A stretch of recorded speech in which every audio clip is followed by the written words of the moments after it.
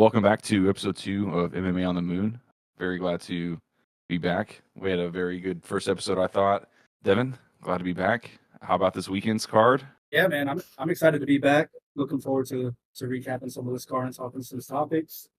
This weekend's card was it was a good one. Yeah, definitely. I think definitely some of the key points of this card was Mitchell's debut at bantamweight, which I think he looked good. I think a lot of us were kind of thrown off by Saeed's like strength against the former featherweight. And even Bryce Mitchell said that himself, that he was pretty surprised by the speed of that guy and the strength of him, and I guess even just the durability. Because that guy, I mean, Saeed has been known to kind of gas and fade away in the later rounds, and Yeah, I think it kind of showed. And fortunately for him too, um, grappling's his world anyways. yeah. I think it was a good fight. I think his grappling definitely won him that fight. He kind of grinded out the win. I will say I don't think he looked terribly big for that division like I thought he would. It looks like that's the right division for him, to be honest. Yeah, I definitely agree. I think his grappling's just gonna be like a super interesting aspect of that, because you had like Aljo who left, and his grappling was dominating that division for a good second because it was Yeah, just on no one else's level, you know. yeah, And so if Bryson kind of almost replace him, I think that'll be pretty interesting to see how they even match him up going forward. Because I think the bantamweight division is getting like a little more well-rounded, but a lot of those guys still can't handle like that type of grappling for sure. yeah. I think his grappling definitely is a strong suit in that division. I'd like to see him work on his stand up a little bit more. Saeed kind of hit him a couple times with some good shots. And there's some guys that they can stop takedowns, they can punish you standing up. I can agree with that. I do think that to give him the benefit of the doubt, though, I mean, Saeed is an incredible striker, almost like a you know a I don't want to say like an Umar, but like you know what I mean. He has like almost that arsenal of an Umar, to where he's able to do those question mark kicks and spinning kicks Yeah, and solid leg kicks, for days. And even the boxing is decent enough to where it's not too big of a hole for him. And but no, I agree with you there though. I do think Mitchell should definitely work on his stand up. I mean, I think the only thing he's got writing for him in the stand up was that he knocked down Edson Barbosa. But yeah. other than that, I mean, what else? Um, Moving on to I guess the next fight that I thought was entertaining was the Sharkut Magomedov versus the Mark Andrew Barrios. I thought it was a close fight, to be honest with you. It won fight of the night. Both guys were kind of bloodied and busted at the end. Magomedov left with a broken nose. So it Oh, the was a nose good was fight. smashed. Oh no, it was a good fight. Um, I will say Magomedov, he's an entertaining fighter. I don't think he's the fighter that he was hyped up to be coming in. I don't think he'll be a contender in the division for the championship, especially with his not being able to fight in the United States because of that one eye. But I think moving forward, he'll be a fun, entertaining stand-up fighter if matched with the right guys. Yeah, I agree there. I think one thing with him is that he's he's tough enough to where if you give him guys, like Mark, I think that Mark gave him a very good fight. A better fight than I expected, to be honest. But at the same time, that dude's a veteran. That dude's been through the ringer.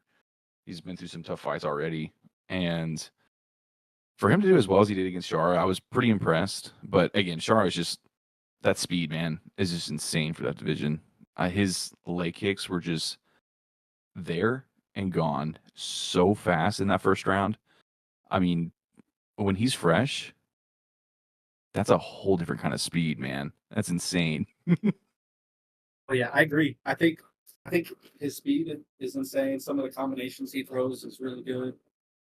I think he's really lacking in the power. Some of those shots that he was hitting.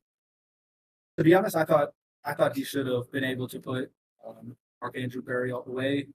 I thought he should have been able to knock him out. He hit him a couple times where I thought that would be the case, but I just don't think he has the power behind some of those hits. He kind of, I wouldn't say he's tapping, but it almost seems like it sometimes. Like he's just kind of on those combos, and it's like light taps. You know what I mean? Mhm. Yeah, and I think in a weird way too, I think the MVP fight kind of made him a little bit more aware of what's gonna be coming at him, even if he's the one pushing forward. Yeah. And, and don't get me wrong, even watching Mark's last fight, like, you saw him put a dent in Bruno Silva's head. Like, Oh yeah. I'm sure is going, "Okay, this guy's got some power, like, I can't just be that reckless with him and stuff," and I do think at some point he should have been able to put him away. I definitely agree with you there, but, um, I think matching him up with tougher opponents like what we saw this past weekend, I think is good for him, especially if he does wanna keep competing at a higher level, I guess, rather than just being known as a can crusher in a way. Because I mean, Yeah. those fights were gifted for sure. You know, it was tough to kind of even think about betting against him. Yeah.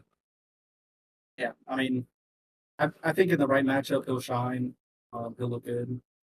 It's just I don't think he'll be a contender at that weight class, especially looking at some of the guys that are ahead of him. Some guys that we talked about like last week, Costa, Brendan Allen. Anyone in the top 15 really will be tough for him. And we haven't really seen what he does with his takedown defense either. So that'd be interesting to see what he would do against someone who can get him to the mat. Yeah, definitely, 100%. I mean, he does have that wrestling background because I think he did train in Dagestan and stuff like that, and still had all that wrestling training and whatnot. But um, I think like we saw like this weekend, even him using that as a threat was really good for him in his own MMA game rather than just depending on that striking. And I wonder if that's going to put some people's heads into space of, okay, is this guy going to shoot when I start fighting him now, even when he's fighting up in the rankings and whatnot, if he does. And I wonder if that's going to be able to kind of open up more strikes for him than we think right now. But at the same time, I don't think a lot of those guys are going to be too afraid to go to the ground with him anyways. And so they may even welcome it or, use his momentum from his own takedown to trip him and whatnot and then get him to the ground their own way. Yeah. And I mean, like I said, he's fighting with one eye. I think he's got a bright future. He's an entertaining fighter. It'd be interesting to see who they pair him up with next. Yeah, I think they'll keep using him as like a Abu Dhabi filler. You know what I mean? Yeah. Put him somewhere on the main Yeah. card and They have have to. him look good or have him have at least an entertaining fight. Yeah. Yeah. They have to. He has to stay on outside of the U.S. So I think will be either main card filler or those pay per view. And they really need someone to step up into the pay per view and be entertaining. Mhm. But speaking of someone who is probably going to be on a pay per view next, Peter Yan getting his dub against Marcus McGee. And actually, I did see that with Yan calling out Marab again, he Marab did respond saying that if I win, you're next. So hopefully that's the kind of the direction the UFC is also going in. I would like to see that rematch. I think Yan just I don't know in a weird way just didn't have that confidence in him. I think yet until that Yan not the Yan fight, sorry, the Song fight, and then once he was able to get those wins under him, I think it's going to be a different fight. I think still the same outcome. I still think Marab decision, but I think it's going to be a tougher fight than the first one. Yeah, I agree. And I mean, you could some of the way Jan fights can kind of put him fighting from behind in a sense. Um, because example for this fight against McGee, it looked like he kind of took the first round off and was just kind of like gaining intel on how he wanted to fight this opponent. And then you saw second round, he really looked really good with his strikes. And then in round three, he mixed in a lot of takedowns, and that's what won him the fight. So, and you've seen it in other fights that Jan does. He kind of studies his opponent on how he wants to fight him, and then kind of pulls the trigger once he has a round. And usually he's fighting from behind. Usually drops the first round to be able to do that. So might benefit him in a 5 round fight, but against someone like Marab, who's just going to be on the gas pedal the whole time, a little hard to do. Hopefully he can kind of use past fight. Kind of know how he wants to come with that fight, and I think he'll give Jan a tougher or a tougher fight this go around. Well, see, and I think you made a good point there with, they've already fought before. And so,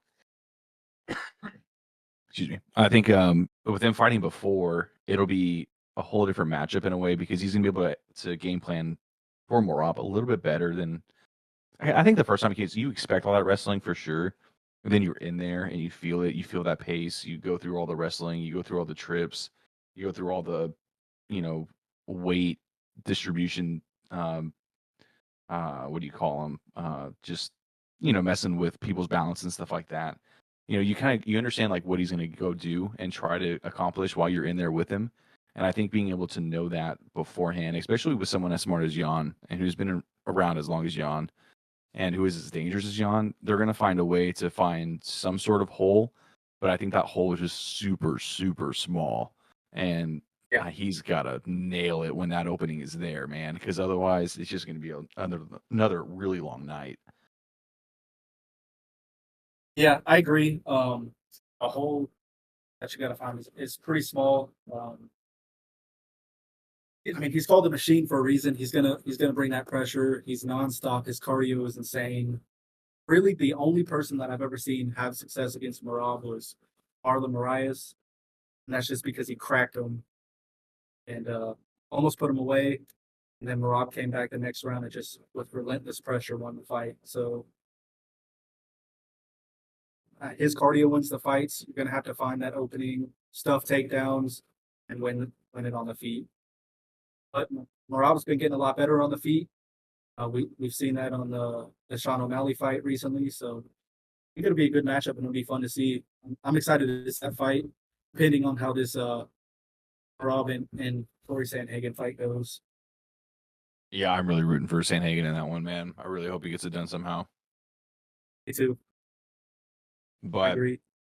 onto title shots. Probably Reiner de Ritter is going to get one after beating Robert Whitaker, depending on how Imavov and Brawlo goes. But more than likely, de Ritter's going to get it, I would imagine, before those guys, and then those guys will be next. But um, I know you said that you had some thoughts about the main event. You rewatched it and took some notes. I would Yeah. personally love to hear it because yeah, it was a rough decision to hear as a Rob fan. Yep. Um, I have back and forth feelings about it myself, but please, Yeah. Devin. Well, let me hear your thoughts on it first before I Okay. get a little Well, long winded here. I think I think looking back at it, I haven't rewatched it, but just kind of thinking back at it more than anything. I think it's a fight that could have gone either way, and and I'm only basing that off of the scoring criteria. And it sucks to say that I just think that Rob just didn't do enough in that fifth round to be convincing enough to say that he won that round. I don't think that it was I don't think it was like a break in his character or anything like that, or I don't even think it was really him showing his age. I just think those knees, man, were doing so much fucking damage. I mean, he had Rob bending over multiple times after those Yeah. knees, you know, Yep. grabbing his stomach, going, "Oh my fucking god." You know what I mean? And Yep. so, like, I just think like that zapped so much energy out of him. And then also with that third round burst of him almost finishing De Ritter, I think looking back at it, I mean, I could be really biased, but I've seen fights like that stop before. You know what I mean? Yeah. I don't know if that was necessarily like a bad no stoppage, but I've seen fights like that stop before. And Yeah. so that was kind of frustrating watching that as a fan. I was like, Goddard, please, please step in. Oh But yeah. that's Yep. just me being a biased Whitaker fan. But no, to pretty much in my thoughts though, I do think that fight could have gone either way, and I think just Whitaker should have done more in that fifth round to win it. But a judge giving that fourth round to Whitaker is insane. I don't get Yeah. that. Yeah. Yeah. I didn't have round four either. So that was a weird one. Yeah, I rewatched it this morning. I will say a lot of reason I think Whitaker also got gassed was stuff in the takedowns. RDR went 2 for 15 on takedowns, so Whitaker did really good stopping the takedowns. When he got taken down, he kind of couldn't get back up. He did a good job of stopping it and keeping it standing. So round by round, when I went back and looked at it in this grading mindset, because the night of the fight, I thought Rob won also. I thought he won rounds 1, 3, and 5. Round 5 was a little iffy. Round 3 could also be iffy. But I'll go round by one round. I think Whitaker definitely won round 1. He was the more busy fighter. He was throwing a lot of combinations. He stuffed some takedowns. I think he looked solid in round 1. I think the start of round 2 was really good up until RDR hit him with that nasty body knee, and it kind of just led to that easy takedown. This just kind of bent over. I think RDR grinded out on top, was trying to fight for submissions, and that won RDR round 2. Round 3, I think it was a back and forth fight, and then Robert hit him with that nasty right, put him down. Looked like it was going to be a fight ending sequence. I will say De Ritter got away with a pretty blatant glove grab. It stopped Robert from throwing a punch for about 5 seconds. Uh, and I saw a lot of people back in the Teixeira versus Lewis fight when Teixeira climbed the cage, and they were saying that's why the fight was stopped there, because if you got a quote unquote cheat to stop from getting finished, and then the fight should be ended there. I don't know if that should be the case here, but for a glove grab and a potential fight ending sequence like that can be a fight changer. It ended up being so with the decision. I think Whitaker still did good on top, throwing some nasty elbows, and until he kind of just let the Ritter up, and then Ritter took him down, held him for the last 2.5 minutes of the fight. I can see how that fight can be up for debate between either fighter, but as far as damage goes and a knockdown, I would have given that to Robert, in my opinion. Whitaker had good moments in round 4.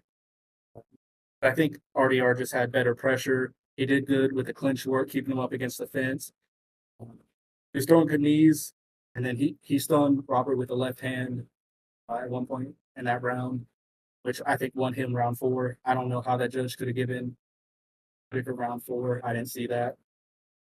But when it comes to round 5, both fighters were pretty tired. I think Whitaker was more busy on the feet. He stuffed a lot of takedowns. He was held up against the fence a little bit, but nothing damaging was being done by De Ritter.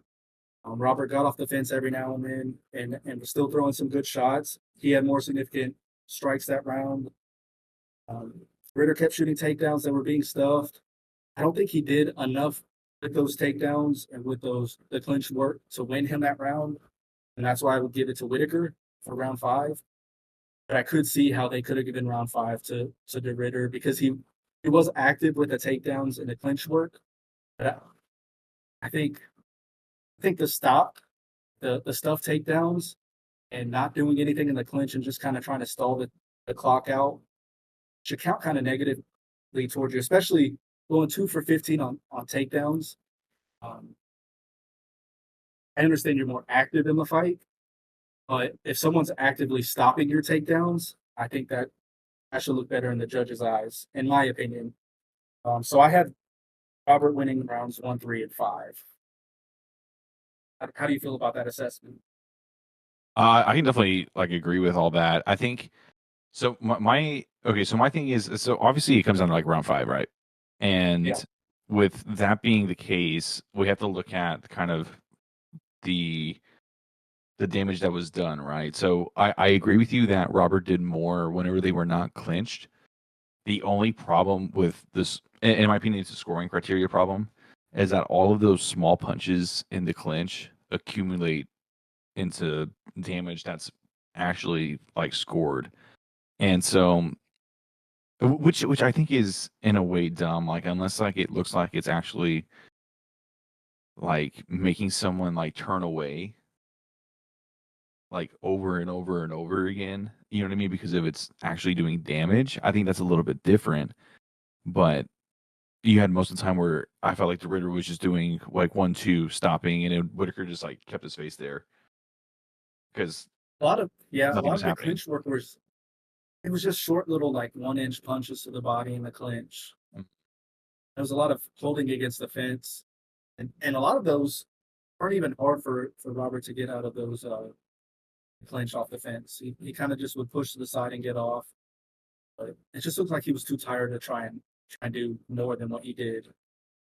So, I was kind of surprised he I didn't think it go. did. Oh, go ahead. Sorry. No, no, so sorry. I was just to say I didn't. I was surprised he didn't go for more stomps, like knee stomps, those oblique Yeah. kicks, like in that fifth round, because I think that would have done a Yeah. little bit more to kind of keep that range. But at the same time, I think and okay, and people were like really shitting on Rob for not doing 1-2 head kicks. And do people not realize like that's just a single leg waiting to happen? Yeah. You know what I I mean? mean, Like he's on one number leg. one rules. Yeah, don't throw kicks against wrestlers because you're going to get taken down. Yeah. Like what are we doing? Like why are you all upset that he's having common sense right now? I think he did a great job with his wide base in the first 3 rounds for sure. His He jab was looked just really good. oh yeah, he coming in and out of range, stuffing almost every takedown. I think he did amazing. That first round, you saw, I mean, DeRitter got deep on a single leg and pulled him to the center of the octagon, and Robert still found a way to get out of it. So I think he had really good takedown defense. It's just he got taken down, he couldn't find a way to get back up. Yeah. And I think like another thing that goes into that is just like the size of the Ritter. I mean, you had a guy who's fighting at 225, fighting at 185 now. And you see even just like a lot of bigger guys, I feel like, come down into these weight classes. Like, for example, you have like Aldo who started off in 145 and then now he's at 135, or is at some point was at 135. And then you even have guys like Jalen Turner who started off at 170, go down to 155. You have let's You see. had Alex Pereira, who was he was fighting at 185 coming into the night of the fight of 220 pounds. Yeah, I'm because yeah, and then you even have those guys that are exactly like that. They're just kind of they get to a certain point either in their careers whether they accomplish what they needed to or they just can't do that weight cut anymore and then they have to go up. There's plenty of that happening around the league, I feel like nowadays, and it's just I don't know if it's just these better diets that people are able to come up with. I mean, because even the old school guys like Cub Swanson, for example, went down to bantamweight for that one fight because I think he was able to now with new diets and new, research behind weight cutting and rehydrations and everything that's actually allowing him to do that healthy. And same thing with Aldo, to where he almost made a run out of it, fought for a championship down there, and I think it kind of makes me question if a lot of these older guys would be fighting at weight classes down low. Frankie Edgar is a big example of that. Fought at 155, was a champion at 155, and was able to cut down to 135 and Yeah. and and be a decent size at 135. Not even a big guy, not a small guy. He was like, I guess he was more on the smaller size of that weight class, but like, you know, Yeah, but you got to see what that. I mean, you got to see what that weight cut, how bad it's straining some of those guys too. Though, especially older fighters like Edgar. It was much easier for him to get knocked out and such later in his career doing that weight cut. Um, saw it with guys like T.J. Dillashaw when he cut down to flyweight against Cejudo. I mean, Cejudo's not known for knocking guys out. He put Dillashaw away in the first round. So I think these big weight cuts are hard on these guys. These fighters, it kind of drains them. I don't think we get the best of the fighter. And some of these fighters, man, it's killing them to make that scale. Islam was a good example of it at 55. He used to dread every fight because of how bad the weight cut was. Habib was the same way. You see with Kayla Harrison in the women's division. I get it. She doesn't have a weight class higher anymore because that weight class has kind of gone away. But she's been almost hospitalized trying to make this cut down. She's the champion of that division now, so it's just interesting to see what her future is going to be after she fights Amanda Nunes. I think her and Amanda will both retire at the same time. I think I think Kayla, so. because yeah, the only reason why I think so is because Harrison was so close to retiring for the Pena fight because of the weight cut. Like, no way she's gonna want to do that more than it's gonna be worth for this fight. You know what I mean? Like, this is the biggest fight she can Yeah, possibly get, like in any sense, and she's getting it. And so all she has to do is make weight this one last time, and then I would call it a career if I were her. I mean, PFL I do too. champ, UFC champ, pretty good career for a woman. I mean, that's a Oh yeah, gold medalist. it's a lot better. Yeah, gold medalist. I mean, that's a lot better than a lot of guys. You know what I mean? And for Yeah, her to kind of ride off in that sunset, especially if she beats Amanda, like, oh, you gotta for sure retire. Why would you keep going after that? and you got to think that's a possibility with how long Amanda's been out already. So I'm excited to see that fight. Mhm. You know, but yeah, not to get too far off topic. The weight cuts. I think it's just hard on some fighters. I don't like seeing how drastic some of these weight cuts are. I don't think we get the full capacity of these fighters on fight night because they're so drained. Their cardio or their chin is depleted. I would love to see fighters fight more toward their natural weight classes so we can get most of each fighter. You know what I mean? For sure. No, I definitely agree with that. I think the only thing that's probably holding back some of these fighters is like, height disadvantage or like a reach disadvantage, and then they kind of have to go down to those slower or those lower weight classes. And I was just not thinking of this though. But do you remember the size difference between Patty and Tony? Yeah, yeah, Dude, that's insane to me that Tony used to fight at welterweight. So I think like there's also like a huge thing of these fighters honestly just getting bigger. I think no different than the NBA to where, we saw an average, let's say, of a 6 foot point guard X amount of years ago. Now they're all easily like, what, 6'5"? You know what I mean? Like, it's insane to see how much bigger these athletes are, even in the NFL. yeah. They're all And getting big. yeah, I think that has to do with um, the science behind sports nutrition and the weight cutting.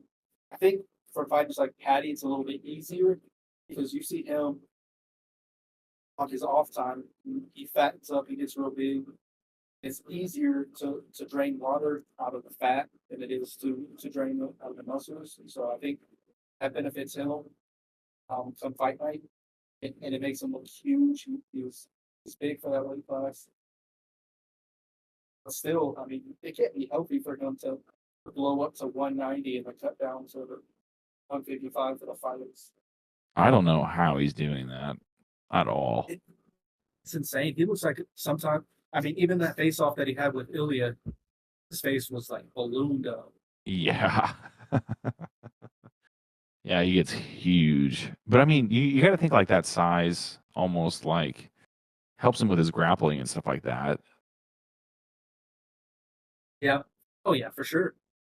It sure. His frame remembers that size, so it's easier to kind of put that pressure on guys and use that strength. So I think it is beneficial for fighters to cut that weight. I just wish we were able to, and I don't know what the solution is for fighters to fight closer to their natural weight. I know one championship has tried to implement that with their hydration policies and stuff, but you hear guys like Demetrius Johnson talk about all the time that guys just find a way around it. Yeah. And I guess, there's that phrase that, if you ain't cheating, you ain't trying. And that's so true, 100%. especially in MMA with everyone, either holding a towel or not cutting a certain amount of weight and then saying like, "Oh, my back hurts." You know what I Yeah, mean? Like yeah. just trying to get out of shit or get around it for sure. I just think like it's just it's just one of those things that's always going to be around, unfortunately. No, I And mean, I can't I can't knock these guys. If I was in a business where I was getting punched in the face, I'd try and be as big as possible. yeah, exactly. I was I did it in some of my jiu-jitsu tournaments when I was competing. I weighed 200 pounds, but I cut down to the 170 division to be bigger than these guys. So um, I can understand why you do it. It is an advantage, but I don't think we get the full effect of the fighters. I remember me feeling so drained, so dehydrated that I didn't have the cardio that I normally do. So I know it affects fighters the same way. Oh, for sure. I mean, yeah, it's just it's insane seeing some of. I mean, even like Pereira, for example, like you brought up earlier, him being able to blow up 20 pounds and him look even better is just insane. Like Rumble Johnson, for example, fighting from Oh yeah, 170. Like, are you fucking shooting me? Like 170 to 205, and then him almost having two title shots as a 205er yep, is in that division at that time was just insane. yeah. Rumble was he was the definition of huge for the division. He was a massive human. So powerful, dude. Golly. I know. I wish we could have saw more of him. Rest in peace. He had a good career and he was always an exciting fighter. I would have loved to see him in on a fight for sure. Yeah. But Um, one thing with him though, I mean, you had that grappling threat. yeah, He got scared. I mean, and rightfully yeah, so. I mean, to be fair though, he was grappling usually against DC, and I think most people would shit themselves, if they had to go wrestle against DC in an MMA fight. Like, I'm good, thank you though. yeah, yeah. No, I agree. So one of the fighters that we mentioned when we were talking about the weight cuts was Kayla Harrison, who is currently the only American champion in the UFC. Um, why do you think this is happening in the sport? And who are some potential people that you see being the next American champ? Well, I think a big reason I was thinking about this in the car earlier today, and I think a big reason of why that we don't have a whole lot of American champs anymore is because of how global the sport is now. I think if you go back and look at how it was when it first started, it was either an American or Brazilian champion. Like that's really all it was. And that was just because of Gracie being able to insert BJJ into the United States through that tournament. And then everyone else was just kind of either, a wrestler that wrestled in college or a football player or who did American sports, even boxing and stuff like that. And it's not like the European guys had success until Bisbee and them came along. And so I think a big reason why we don't have a whole lot of American champs anymore is just because of how global it is now, especially when you had guys from Dagestan start coming in, and then people were like, "Oh, okay, like I can really use like this type of grappling." And I think that's when you started seeing a lot more of the European guys come up. And and a big thing too was just how global the sport is as well now. Because back then in UFC one, you didn't have Cage Warriors over in Europe. You know what I mean? And you had like one over in Asia and stuff like that. But it even then, a lot of those guys were Asians and they were going to stay over there in Asia because of either the fixed fights that were happening over there or the amount of pay that they were getting or they just liked it better over there. Who knows? But Their home crowd, yeah. yeah, exactly that too. Like why would I want to go fight in a foreign country like over and over and over again? And that's why I do respect a lot of these Europeans and Russians and Brazilians and stuff like that who all fight outside of their country so often. But I think that's a big reason though. It's just because of how I global it is now. agree. Um, I mean, you have guys like Sean Strickland that say a lot of it is because the these other countries will their fighters will take the 8-8 because I mean that's more money and they'll see in their home countries, so they're glad to take those smaller paychecks to fight.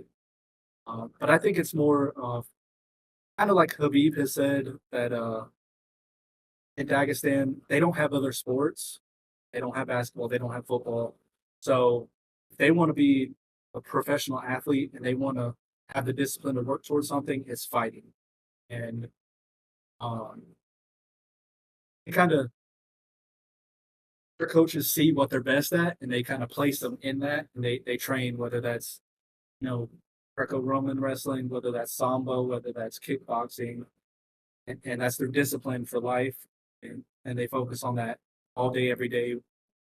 So I think that's why we see a lot of fighters come out of Dagestan, and I think other countries as well. um, I think in America we are a little, I mean, we're spoiled as a country, and you see some guys have that work ethic, but I don't think it's as much as like other guys in other countries that are, this is life or death for them, and they have to fight to provide. Guys like Oliveira, who in his villa he was fighting to help his family and his friends, kind of live a better life. I think that puts a lot more pressure on fighters, and it creates a different kind of animal in the cage, so to speak.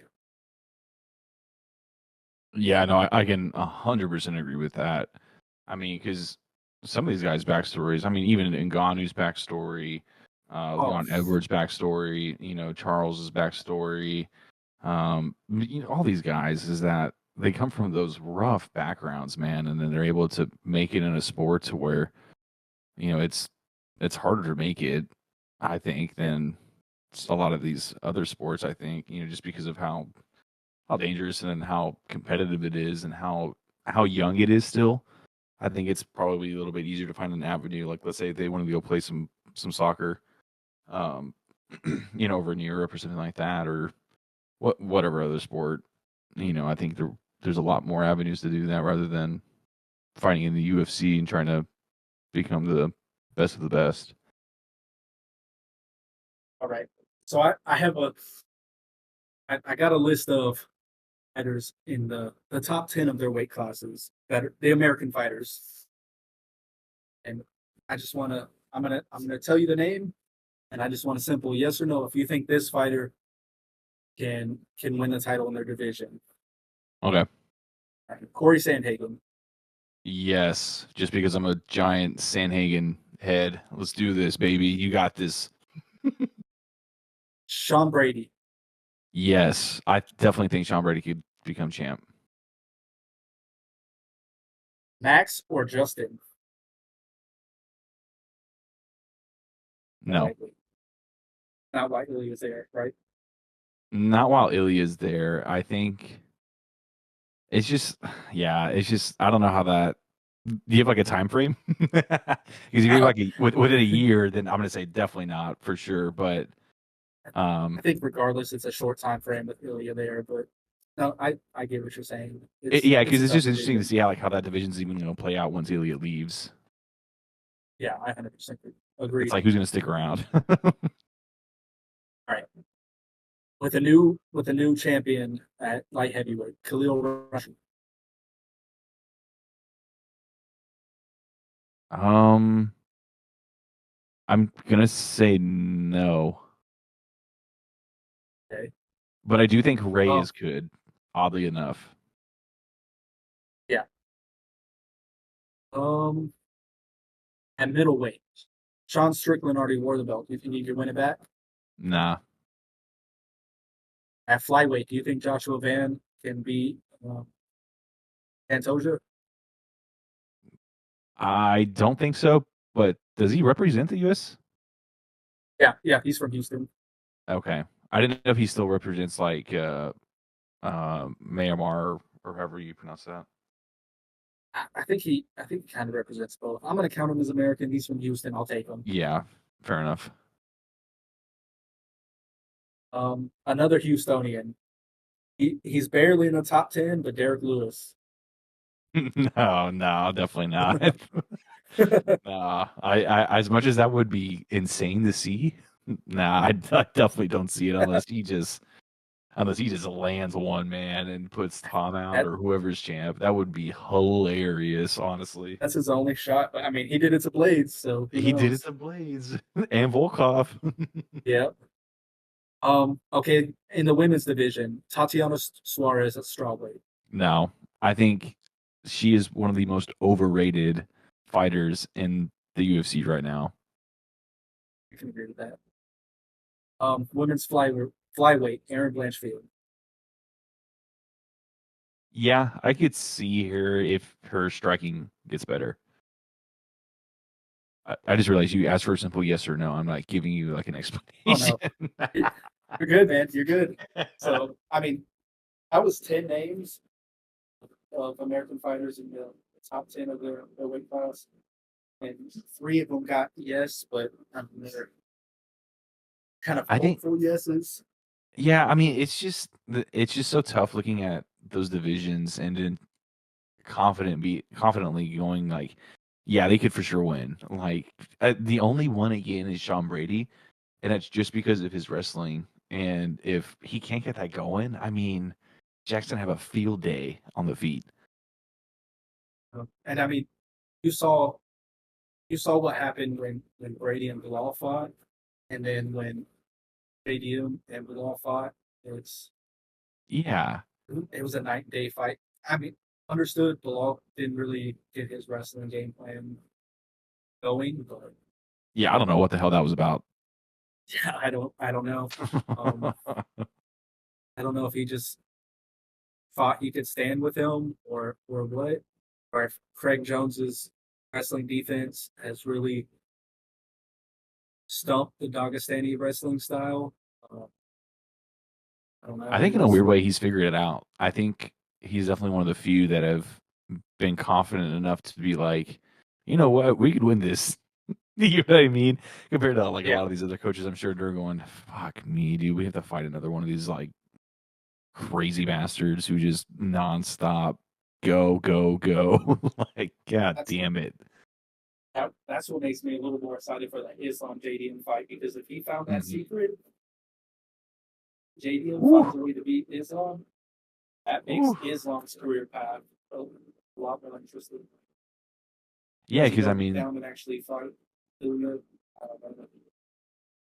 oh, I did have a breaking news by the way. This was Oh, not go said ahead. in our group chat, so I'm not too sure if anyone in our chat has seen it or not. But um, Olberg versus Reyes announced for UFC Perth I saw that. main That is a event. fight. That is a fight I'm excited to see. Pumped for that one. I think. Well, what are your initial thoughts on that? I think I think it does not go to decision. I think it is going to be a knockdown, drag out kind of fight. Um, Both guys like to kind of mix it up a little bit. I think Reyes likes to get a little nasty with his fight style, and Olberg likes to do that more city kickboxing kind of fighting. I think it'll be interesting how they match up, and I think it really comes down to what form of Dominic Reyes shows up to this fight. Yeah, I can definitely see that. I think the big question for me is if is Reyes going to be able to cut off Olberg, especially if Olberg does his game plan of circling around, which I have no problem with. I think it's a very technical. I enjoy watching stuff like that. Um, not as much as some people, but I think it's just interesting to see on how they kind of deal with that because even the people chasing them normally make adjustments pretty well, and I think the people that are getting chased also adjust just a little bit better most of the time, and it's just really neat to see kind of on what those are. But if Ray's can cut them off, I think Ray's definitely has the accuracy to catch Olberg, but Olberg's got some bombs, man. I'm afraid for that for sure. No, I don't think that. I mean that Jan versus Olberg fight. I don't think it was very telling of either fighter. It kind of wasn't as exciting as we expected it to be, but I think Goldberg brings up this fight against someone like Reyes, and I think it'll be a fun fight to see. Mhm. Yeah, I'm pretty excited for that one, especially the main event. What are with? I mean, we have these recent fight announcements with. We talked about Corey versus Marab. Um, October 4th, we also have Pereira versus Ankalaev rematch. Ayuri versus Khalil Roundtree. And then October 25th, we finally get that heavyweight matchup of Aspinall versus Gane for the heavyweight title. Excited to see the heavyweight division get back on track. Out of these announced fights, which one of these fights excites you the most? Out of any of the upcoming fights that have been announced? Um, I think in a I think in an odd way they're all kind of in a tie for me. But if I had to like absolutely pick one, I think Aspinall and Gone, only because of how much history that has behind it, uh, compared to some of the other ones. But I am excited to see on how Pereira does in a rematch against Uncle Live, considering on how he normally looks in rematches. And because I mean the Yuri fight was night and day from number one and number two. You know, he had his way with him, and the second fight compared to the first fight, he was like still like, okay, like what the fuck is coming at me right now? Like this guy's just really weird. And with him being able to figure out Yuri, someone like Yuri in that second fight, I think is going to be really telling, especially if he wants to do well against his Ankalaev two fight, or does in the second fight against Ankalaev, and because his wrestling defense wasn't that bad, it just you could tell he was worried about it, Yeah. and, Yep. and so I wonder if all this time he's been either working on that or who knows, but hopefully that's something that he has been working on to where it's not too big of a threat for him. I, I don't want to give him any excuses. I heard he had norovirus going into this fight. He was traveling the world, doing his other world tours, having fun, enjoying the championship run that he had. But I think we get a different version of Pereira in this fight. I think it's going to be exciting. I think he comes in, he throws a lot more. I think it'll be a lot better fight. I think Ankalaev will be more willing to stand and trade with him this fight, um, because he has that confidence that he's beat this guy already. So I think it'll be a fun fight. I'm also super excited for that Corey versus Morale fight. I think Corey has the tools to win.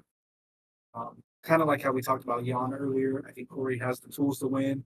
He has good jiu-jitsu. He has good um, stand up. It's just shutting a guy like Marab down, who's going to be relentless. Both of those fights, I'm really looking forward to, and then them being on the same card, I am so pumped for that. Yeah, I'm really glad We're they put him on the same card. we're getting spoiled in October with two pay-per-views and them being what they are right now. Yeah, we actually have a pretty crazy schedule coming up, I think. Mhm. We have Delite and Hernandez, which I'm not that excited about, but I do think Hernandez gets that done. It's up to But I think after that, I mean, yeah, because we have Duplessis versus Chimaev, and then we have Walker versus Zhang, which I think that's kind of being underlooked. yeah. And then Emeval Brahalo, and then Noche, Lopez and Silva right now, and then Olberg and Reyes, Ankalaev Prayer 2,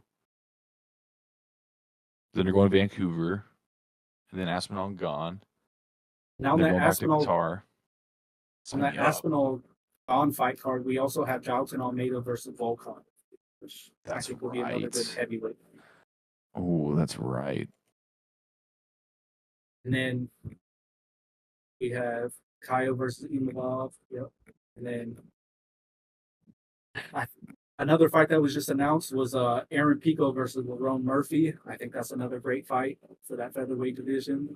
Um, Good introduction for Pico into the UFC against an undefeated fighter. That's a huge test. I'm surprised Murphy took We that. talked about now. I know we spoke about it before that we wish guys from other other promotions would come in and ease in a little bit more. But I think that's still a good fight. It'll be interesting to see how Pico comes in. Well, I think Pico too has shown that he's he's a little more legit than I think that we gave like Patchy credit for. Because going back and watching Patchy, he he he's always done that shit. I don't know what the fuck. Like I was smoking. I don't know what the fuck. A lot of other people were smoking, thinking that he was gonna like outbox Mario Batista like that, like, or even just grapple him. I'm he like fucking what the fuck. I that performance. Oh, I know. got I me don't very think we excited. got. I don't think we got. I don't know why he came in hesitant. He didn't look like he was fighting like himself. I think. I think his next fight we get a different version of him. I I really really. hope that he fights an I was unranked stunned guy. watching that. I know. I was stunned watching that fight. I was like, "What is he doing?" It doesn't look Yeah, like he's trying. And I don't know if it was the bright lights of the UFC or what. But I hopefully, we get a different yeah, version this I time. just I was very surprised, especially with him being the caliber that he was outside of the UFC. I'm surprised that it was that big of a spotlight for him. Yeah. But I Um. don't know. Yeah, which is interesting. Interesting to see on how a lot He's, of these guys are because the only successful guys that I think have transitioned so far is the Ritter. I'll count him as a successful transition from one. Um, who else? Kayla Harrison, I guess. Um, you got guys like Gaethje, who, but I mean, he's been in the UFC for a while. Uh, yeah, I usually count Gaethje, Volkov, even yeah. uh, since he was a I Bellator think champ over there. I think guys that transitioned a little bit earlier in the career were a little easier. And they didn't. They were just coming in and fighting the top guys of the division. You know what I mean? I mean, Kayla Harrison did, but I think she's an anomaly. She's a multiple time PFL champion. She's a gold medalist. She's huge for any division. So I think that kind of sets her apart. But these other guys, kind of later in their career, and just being thrown like top five undefeated fighter or something like that, kind of hard to get in there and get it going. Because I think that they're so used to being the man too, like outside of the UFC, is that they think that Yeah, they can come in there and be the man in the UFC, and then I mean, I think people somehow still really underestimate like the caliber the UFC has in terms of their fighters. Like they really do have the best of the best for the most part. I do think that that's some of the best guys are probably either like I'm talking about like one, you know what I mean? Like one yeah. person who's actually probably capable of competing at a really top high level in the UFC. You know, they're probably over there at Ryzen or one. I don't think any PFL people are ever going to be able to compete at the top level besides No, I Kayla mean, Harrison. you see it. How many times do we see it? These guys that can't compete in the UFC, they get cut from the roster and they go to a promotion like PFL. They become champion, or they're fighting in the tournament there. It's happened time and time again with Sergio Pettis, Anderson, Corey Anderson. I, I just think I just think the UFC is just a level above every promotion because of the name value itself. Everyone just wants to be in the UFC, so they get the top prospect, the best of the best. The contender series kind of weeds people out. The Ultimate Fighter used to, not so much anymore. But I just think Well, it just kind of weeds people out. And if you're not performing, the UFC just lets you go.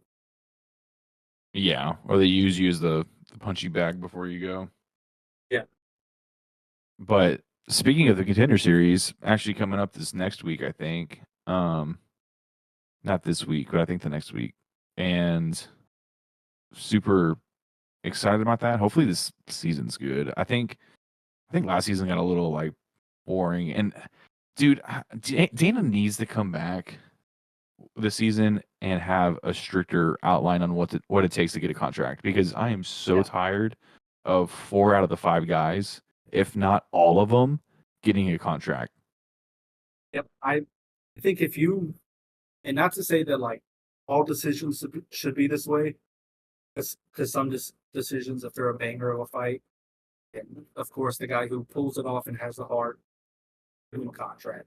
But if you're not exciting, if you're not bringing value to the promotion, I don't think you should just get a contract because you're trying to fill spots in the pre-land cards. Yeah, no, exactly. And I think that goes back to, a conversation that we've had a couple of times now with it's, is it better to have less cards throughout the year with better quality, or is it better to have a consistent every weekend sort of deal with fights, to where you do have these guys that are from the Contender Series or from Tough, or from Road to UFC, or from Looking for a Fight that come in and fill like the bottom of these cards, and then you have fights like for fight nights like this coming weekend to where no one's really that excited about them. There's really no one noticeable outside of probably 3 fights. Yeah. If I, Yep. even off the top of my head, I don't know who those 3 are. Yeah. It kind of dilutes the product. Like I've said, I would trust. I love being spoiled and watching fights every Saturday, but I think if we were to have less fights and a better product, I would be more excited than turning on and seeing a fight night like this upcoming weekend that's just been completely falling apart because of canceled fights or, well, I mean, there's no household names in this fight card besides Tatsudo Taira, who a lot of people still don't know who that is.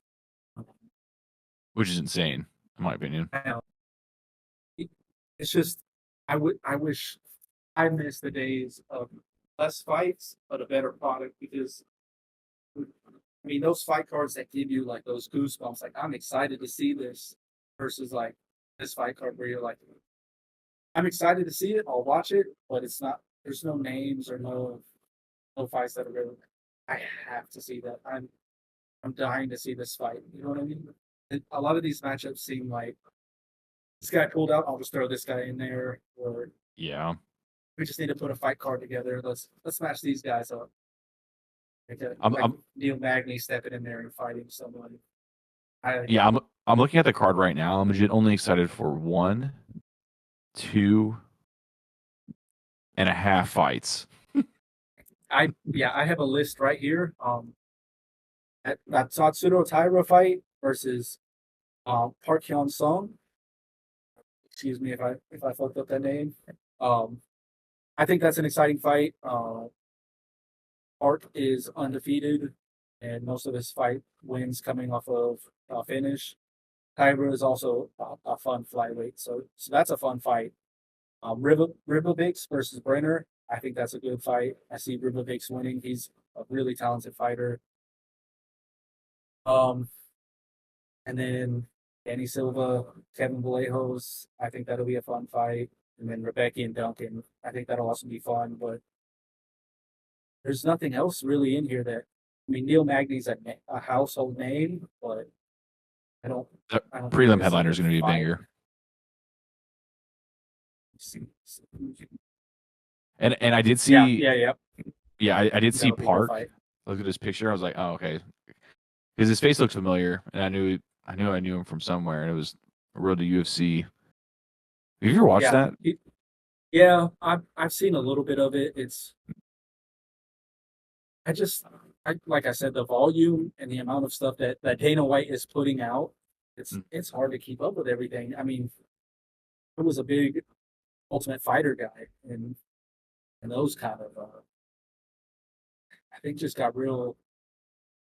I don't know. I'm an old school Ultimate Fighter guy where it was a lot of there was a lot of rivalries in there. It was really competitive. It was drama, fun.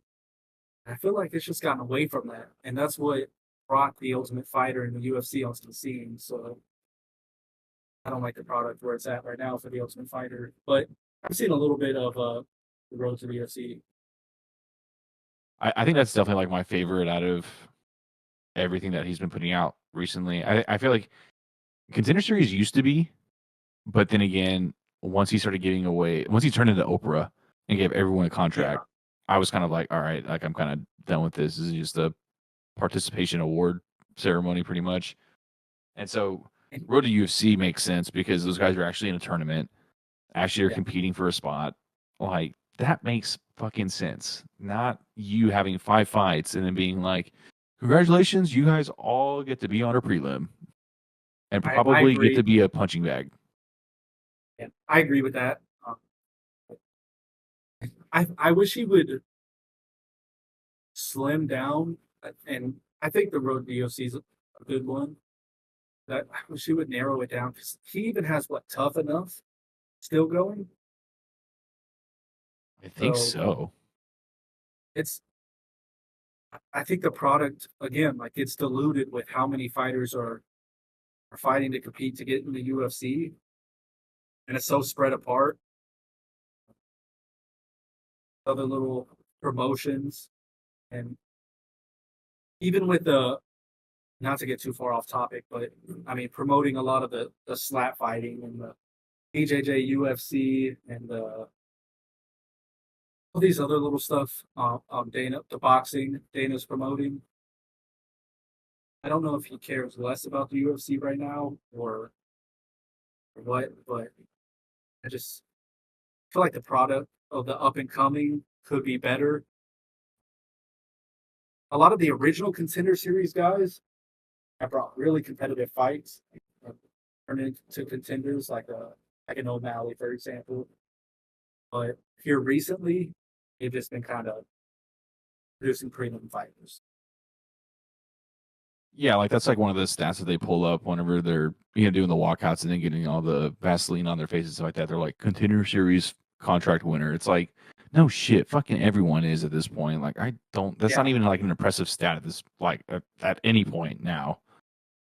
I mean the fact that you can lose on the contender series and still get a contract is insane. Or get multiple fights. Yeah, yep. Those guys that come in, they win, and they're like, no, you won't get one. And he comes back and wins a boring decision, and it's like, okay, I'll give you a chance now.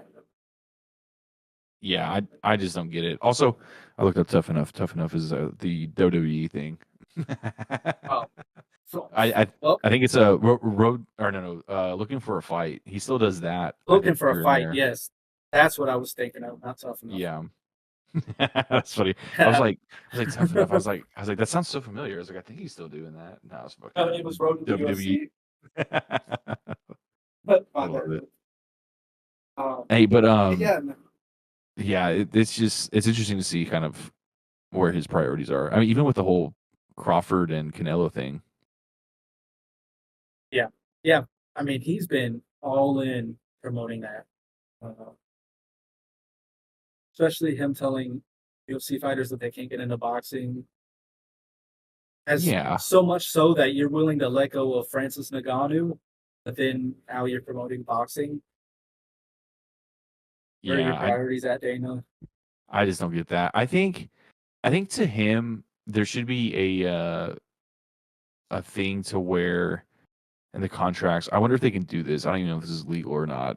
I'm not a lawyer, but I wonder if they could do a thing to where if Dana was like, look, like let's say like he was offering this to Francis. Let's say he was like, hey, look, I need you to defend your title at least, let's say 2 more times, right?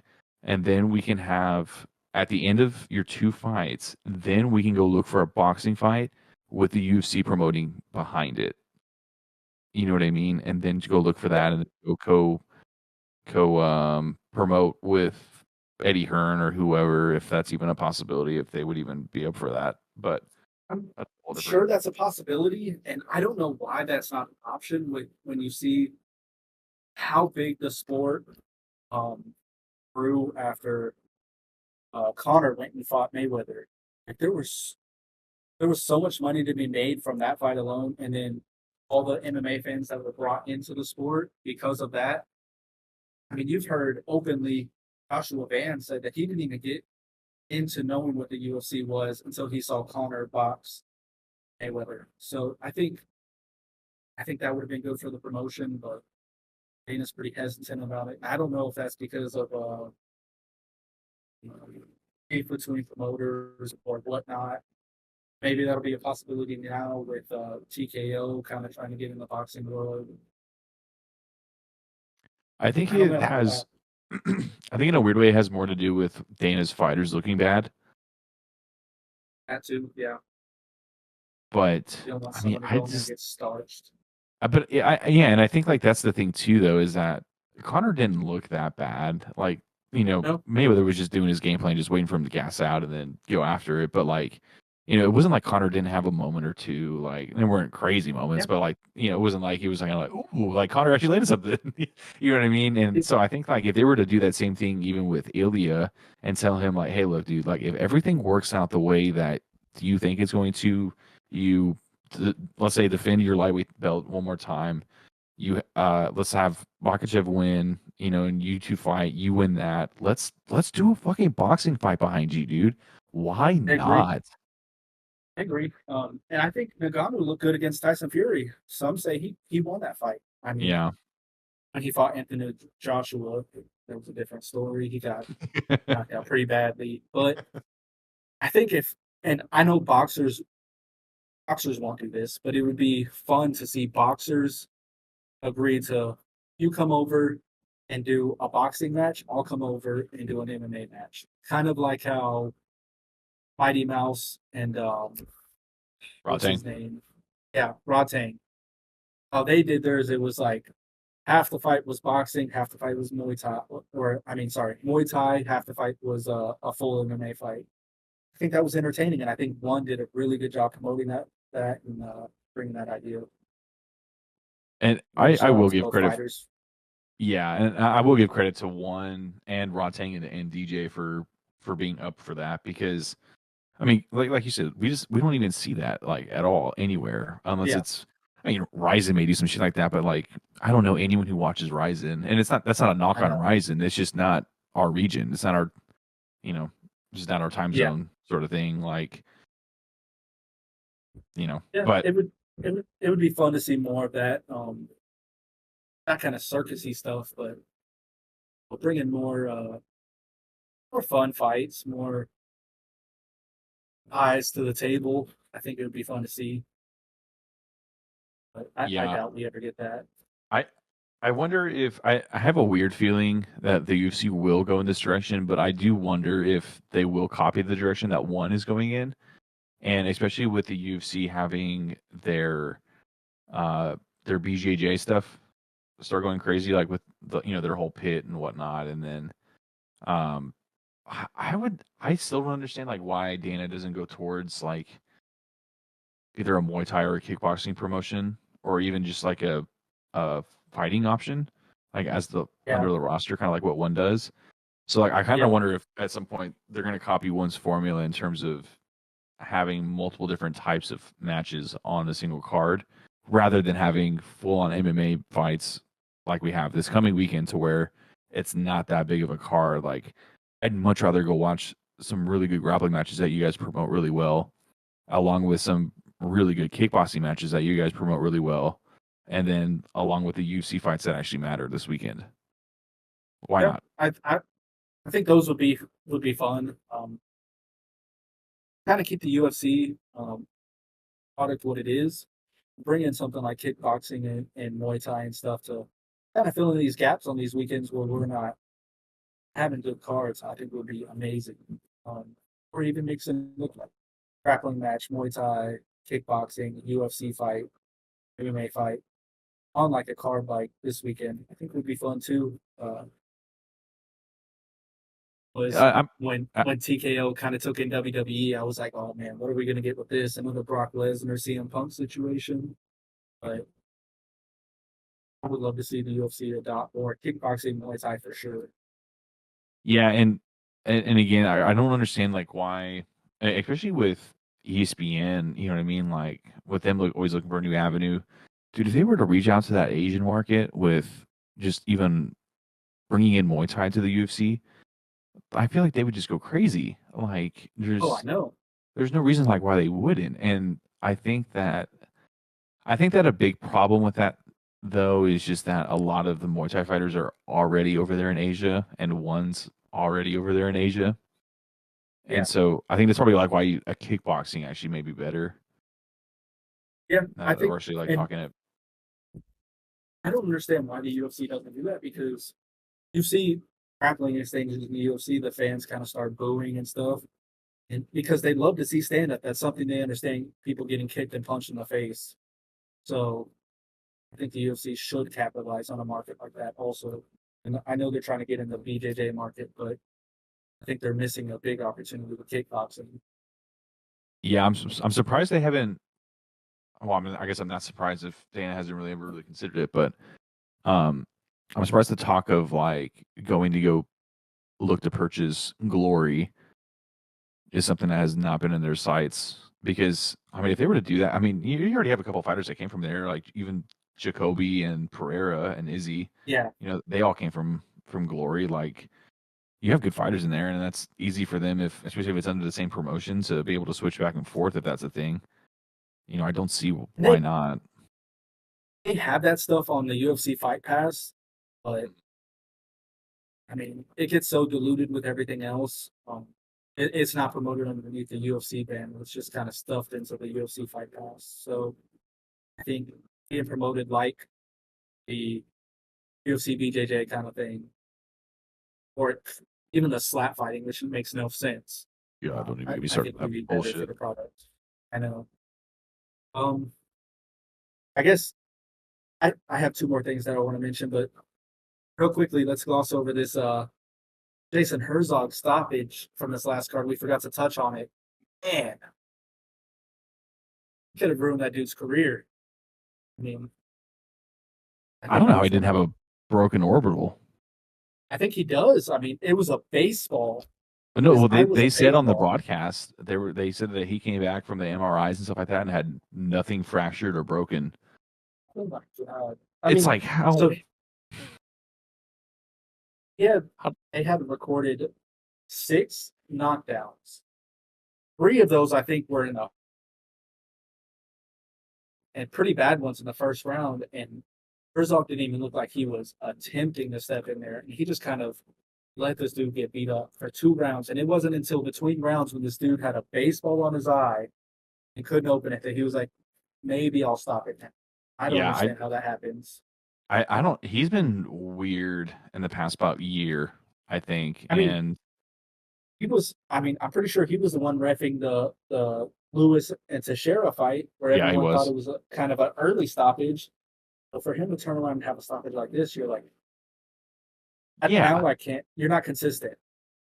Yeah, it's like you're showing a little too much of something. And I mean, with the speculations of him, being like gambling beforehand, and then, or and it's Yeah, not gambling, but sports betting and stuff like that beforehand, and then going out and reffing, like, like, dude, you're walking into some murky waters. We already saw that what happened to James Krause and all them. Like you're gonna be yeah. like right there It's with them. it was it was it was a questionable stoppage, if you could even call it that. It kind of had to be stopped more than he wanted to stop it at that point. But Because I mean, I think there was one time to where he was about halfway thinking about stopping it, yeah, and he and stopped. no, it didn't. And I was just like, okay, dude, like you can call it, like it's okay. Like, Even the fighter stopped and we're like, "What? Are you stopping it or no?" yeah, yeah, Herb Dean has these weird stoppages all the time too. yeah. That's It's that's well, so an issue that needs to be fixed. I've talked about this with a friend before, and the difference between them reffing in the UFC and them reffing in like one and even PFL is so different for some reason. And if you watch like Herb over in PFL, or not PFL, sorry, if you watch Herb over in one and compare him to the UFC, he will legit sit there and watch a grappling exchange do absolutely nothing on the cage, right? Just a clinch holding up against the cage, doing absolutely nothing. Says absolutely nothing besides maybe, a couple claps, like get to work, whatever the case is, right? But lets them do it usually without interfering. One championship, he's in there within like 10 seconds. I think it comes down to promotion and what the promotion wants. It's gotta be, right? I don't know. Just Because even it, that's not a commission thing. no, it can't be.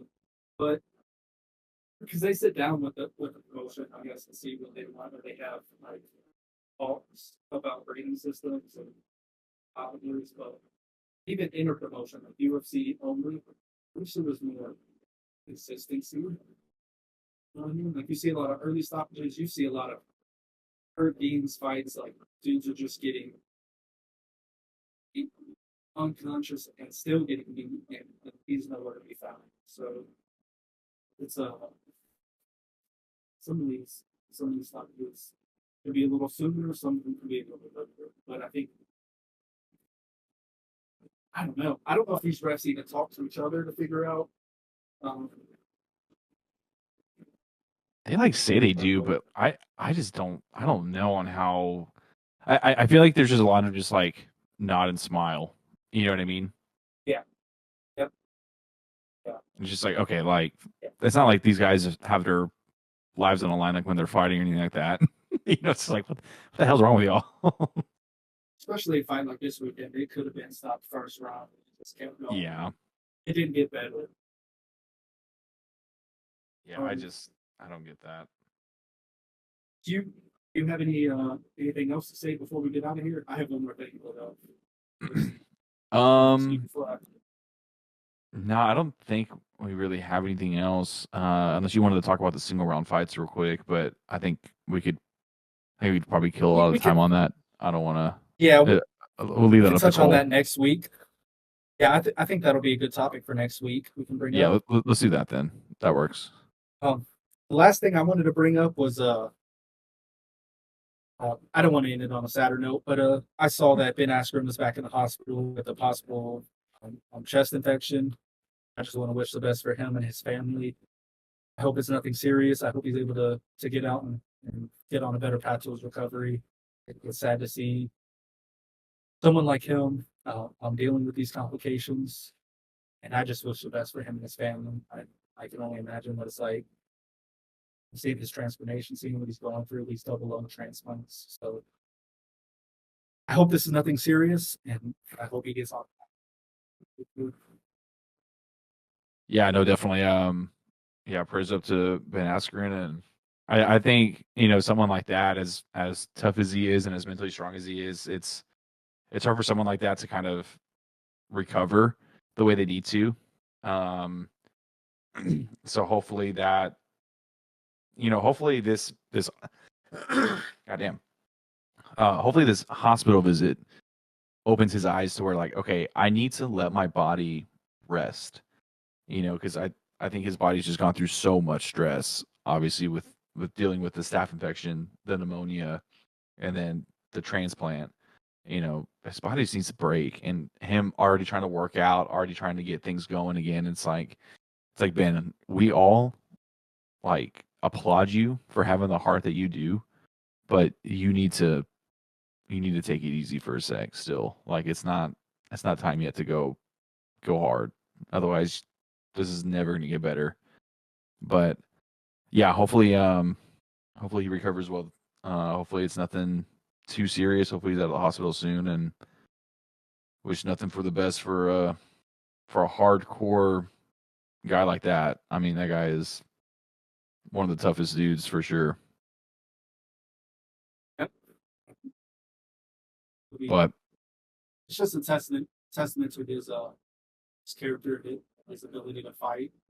Him as a fighter, as a whole, fighting through this, I think he'll pull out strong. It's not a complication with the transplant.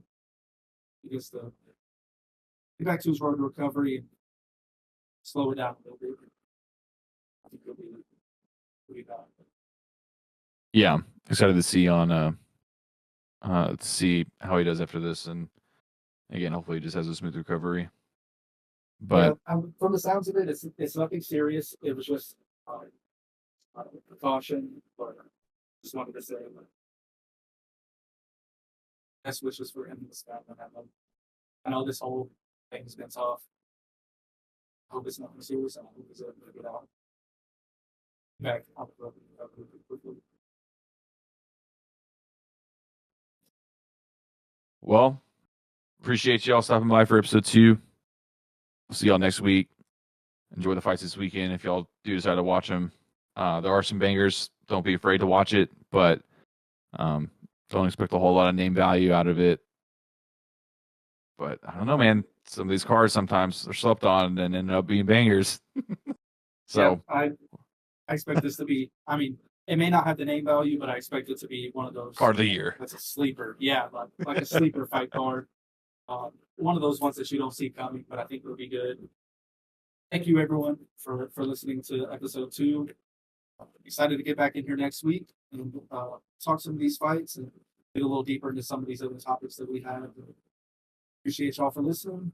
See Thank you you next guys. week.